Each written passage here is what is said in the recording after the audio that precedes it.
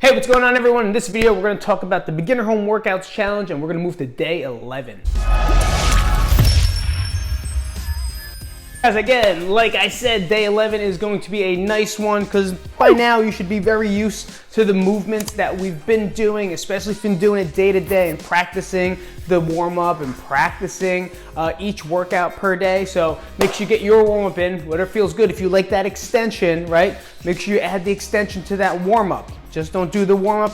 If those hip circles felt good and those fire hydrants and kickbacks kind of turned on those glutes, you kind of felt like a burning in your butt, that's perfect because we really want to activate those muscles as much as possible because those are really the biggest dormant muscles that we have in society today, right, pretty much. So let's get to it. Hit your warm-up and then we'll move into our squats to start. Guys, so basic squats here. It is day 11. Again, I don't want to see any big progressions, but what I would like to see is maybe a deeper range of motion.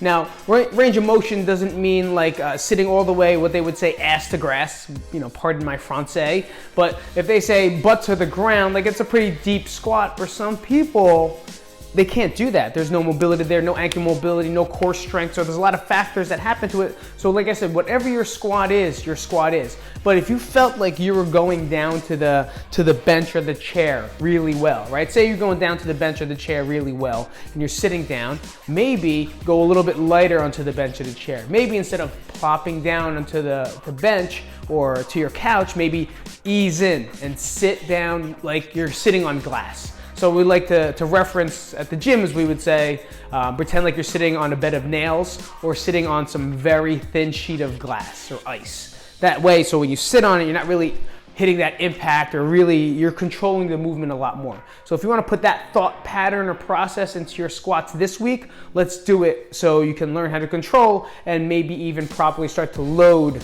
the squats better, which means adding weight to it, holding a dumbbell, kettlebell, sandbag, or whatever it is you have at home.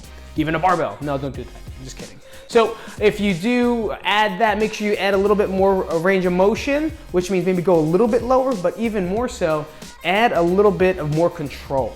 So try to sit down nice and light, really just try to touch or graze the top of the couch, and then stand back up, lock the hips out, good squeeze at the top, okay? So we're gonna go into those squats with a little bit of progression. We're gonna go 3 sets of 15 reps. Remember, take a break in between. If you don't wanna break and you kind of just wanna move around still, then hit some Ys, hit some arm circles. You could even just march in place, right? That's a big cardio thing. That's up to you though. That's up to your level. If you feel like your legs are already like fried and very sore, then give it a break. Give your body some time to recover. And then maybe as you progress through these weeks coming up, then start to add a little bit into the middle, like we'll be doing it anyway.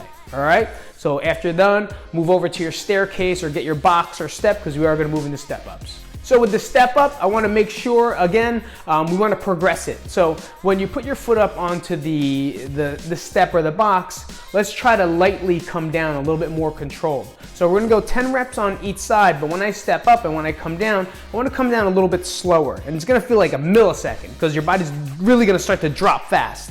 Okay, so if you feel that, then that's all I want you to do is kind of think a little bit slower coming down, control it. But again, if you feel any pressure inside your knees, make sure you just keep whatever tempo feels good, whatever height feels good for you, right? Main thing, heel, I always say the main thing, don't I? Main thing, everything's the main thing.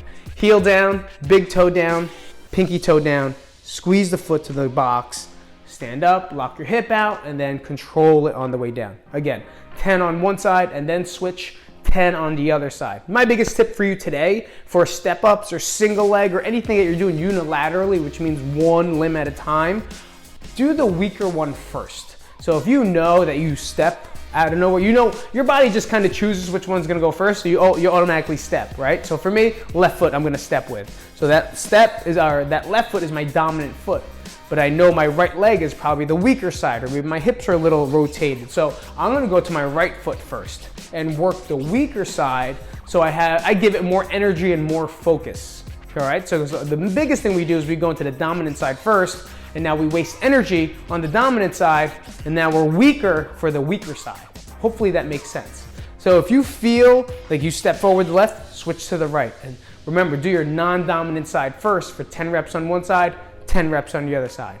Second movement, we're gonna go into those W's, okay? So you could sit down on your chair if you'd like to relax and feel good, or you can go here. But we're gonna show you to use that way. Now, if you feel any pain, pinching, or numbness, get out of that as soon as possible. And maybe move the angle to an angle that feels good, or hit just a regular row. All right, and we're gonna go into 3 sets. So we have step ups, 10 on one side, 10 on the other side, starting with your non-dominant side.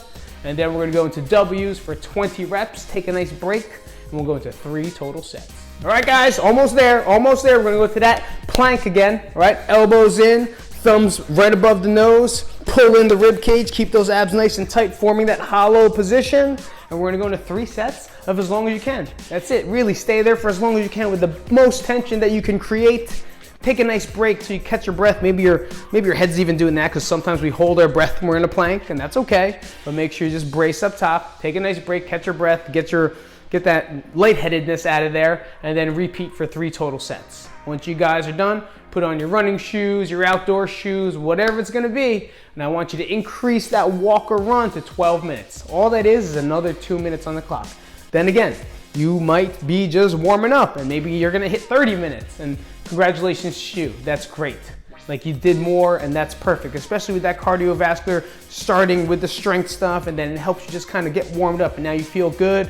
Get out there, hit some cardio, whatever it is. You wanna hit some non-impact jumping jacks, you wanna know what that looks like? I'm kind of just gonna do a jumping jack here where I don't jump, right? I support on the one leg, and then I'll just bring my arms up. I'll do 10 on one side, and 10 on the other side. Obviously, if you can do real jumping jacks, then you can do real jumping jacks where, as long as it doesn't bother your hips, knees, or back, make sure these movements feel good and they're repeatable, because cardiovascular stuff, you want to make sure it's repeatable at whatever level that feels good. If it's raining outside or it doesn't feel good, you could interval as cardio, which means you could do some jumping jacks for like 10, do some body weight squats for 10, and then hold a plank. Put some combinations of our warm-up together, and you got some continuous motion for 12 minutes. Just because it's raining or snowing, it shouldn't be snowing right now, but maybe if you're watching this in the winter, or if you're from Alaska, it's gonna be snowing, right? Don't let that stop you. Don't let the outdoor environment stop you from getting something in. We can always do something, but a lot of times we let the excuses of, oh my God, it's raining outside, so I'm not gonna do anything. No, that's when you should do something, because you'll be in that mindset of like mud. And getting out of that and working out and moving is probably what's gonna be the best thing for you. All right, hopefully you guys enjoyed that workout. Like always, if you have any questions, please comment down below. The more comments I see, the more I know the direction you guys are going. And if I don't get comments or feedback, I kind of think you guys are good, but I wanna know, are you good? What are you having trouble with? What's the most important part? What's kind of boring? Like, give me some feedback so I can change this challenge. But not only that, let's see where the future holds, right? After the 30-day challenge, what's the next challenge? What are we gonna do next? And that's the most important part for me, and helps me plan out something for you guys, all right? Thank you so much again. If you enjoyed this channel, make sure you guys subscribe, like up this video, share, check out some of the extra videos that I have up there, and hopefully it helps you guys out and hopefully start you moving more. I really got tongue twisted on that one. But I'll see you guys later. This is Pete from BeginnerHomeWorkouts.com. I'll talk to you guys soon.